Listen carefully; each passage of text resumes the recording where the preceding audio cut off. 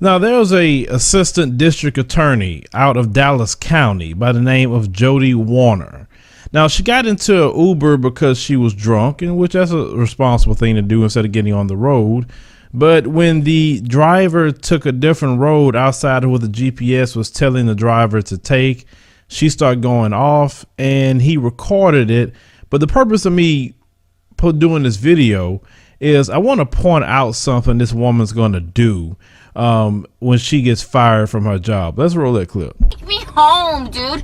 Grow the up. The cops are on their way. Oh my God, you're gonna regret this so much. Just take me home, dude. I just want to go home. I'm asking you politely to please step out of my vehicle. No, because now I'm pissed the off. Either drop me off at my house, or we'll wait for the cops. Because I'm not wrong. I am waiting for the cops. Then we'll wait for the cops. Jesus Christ. You're a f***ing idiot with a stupid f***ing hat. We'll wait. What a joke. Jesus Christ, I'll make sure Uber knows what a joke you are. Just literally drop me off at my house like we paid you to do.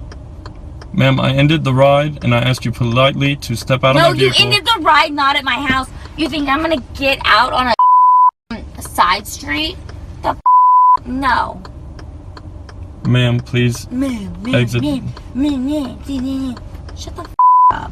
We'll wait for the cops then. If that's what you think is appropriate. You don't just end a ride.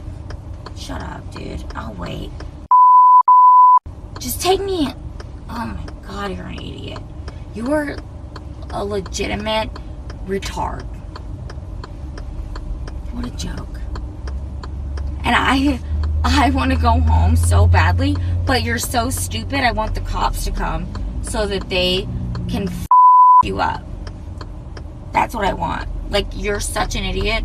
I want the cops to come. Ma'am, please. No, man, please. Dude, everything's being recorded. I'm an assistant district attorney, so shut the up. You had the opportunity to take me home. I think this might be kidnapping right now, actually. It's not kidnapping, ma'am. No, You're free to leave. Because there was an Uber, I'm pretty sure at a destination, and you have not taken me to that destination. You're holding me here. So why don't you take me to that destination? Ma'am, please leave my vehicle. Why don't you take me to that destination? Ma'am, exit my vehicle, please. So you're kidnapping me. I'm not kidnapping you. Do you know where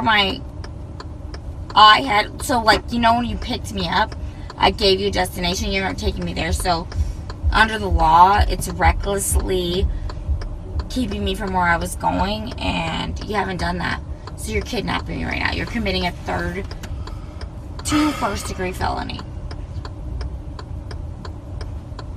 So do you want to take me home, or you want to stay here? 3 days later. First of all, I just want to apologize for my language to the district attorney's office. I'm sorry.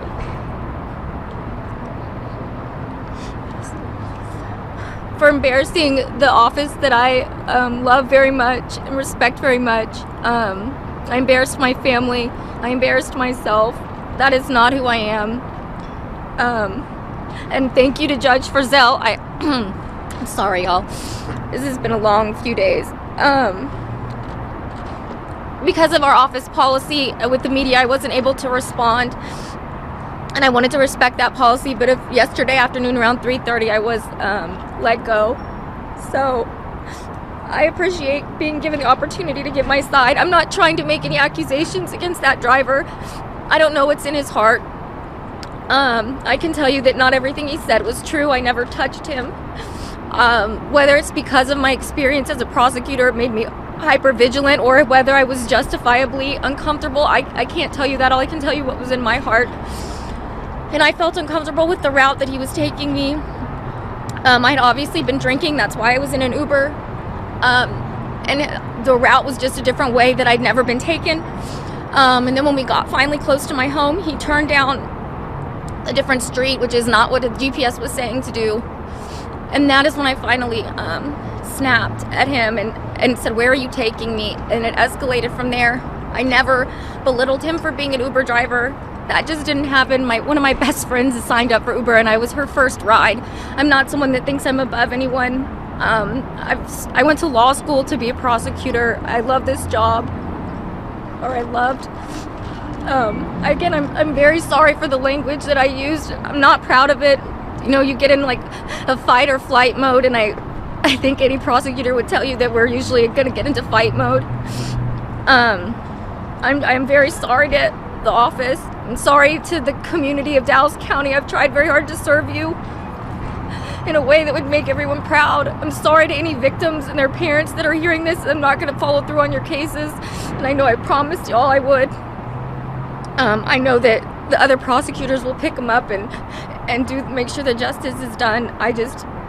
There's no excuse for anyone to talk the way that I did, but there is some more context to it. And so yeah, it's the only time I ever alleged I was a prosecutor was when he was trying to make me get out, and I said, just take me home, just take a left up here. And he said he was going to call the police. I felt like he thought maybe I would get scared, and I didn't feel like I was in the wrong asking him to finish taking me home. That's when I said, I'm a prosecutor, call the police. I'm not scared. I don't want to say, I'm not trying to make myself a victim. When you've been prosecuting sexual offenders for 2 years, I just look at everyone a little differently, especially when I've been drinking and I'm alone in an Uber and I know the things that happen. Well, the judge says you saw red flags of sexual assault. Why didn't you call police or get out of the car or call for another ride? I don't know that I saw red flags of sexual assault. I saw red flags of being concerned about the route that was being taken. I was wrong. I don't know who that gentleman is. No one deserves to be spoken to that way, but I was in an uncomfortable situation and I reacted, and trust me, I would do anything to react differently. That's just not who I am. Now, all my life, I noticed something. Growing up in the black community, definitely being around black women and definitely black girls. When I got out, of course, to school, you got more exposed to white people. I noticed that white women and white girls, they always turn on the waterworks when they do something. And it seems like everybody stops, everybody say, oh my God, no, she's crying. But a black girl or a black woman can't cry like that. They don't even care if they cry at all for the same thing they possibly could do. Now, she berated this guy. She also basically threatened police brutality, saying, I hope they come there and do him something, beat him up. That's not along the lines of the law, but yet she threatened him with a position, saying that she knows people, etc. And the only reason she was fired, the guy recorded that and he exposed it online, and they had to do something about it, and that's why she got fired. But rest assured, Miss Crybaby is going to get some little position somewhere else, because they're going to say, oh, she just made such a big mistake. Look, she's sympathetic. She's crying. Come on. Now, any sister that watched this video, or you, any brother as well, tell me about that in the comment section. If you seen them crying and how they get their way, but a black woman can't cry and get her way. And this is all the time that we have seen this in this society. And my thing is, if you do dirt, you deserve to deal with the consequences. Forget your crying. You wasn't crying when you was cussing that man out. You wasn't crying when you wanted some police to come beat him up. You wasn't crying when you threatened him about people. So why are you crying now? I don't have sympathy for people when they start all that crying, because I'm like this. You was in your 5 senses when you did the crap. So don't be crying now. You only crying because you got fired. Because them people would have never found out about that tape, you would have been good. But yet you were the one that's prosecuting cases. So, good looking out on the dude, because this is the thing. The woman was also hitting him as well inside the car. Now, some people may say, because I know the argument, well, he turned on a different road than the GPS, so that's why she started freaking out. He probably thought he was going to kidnap her or whatever.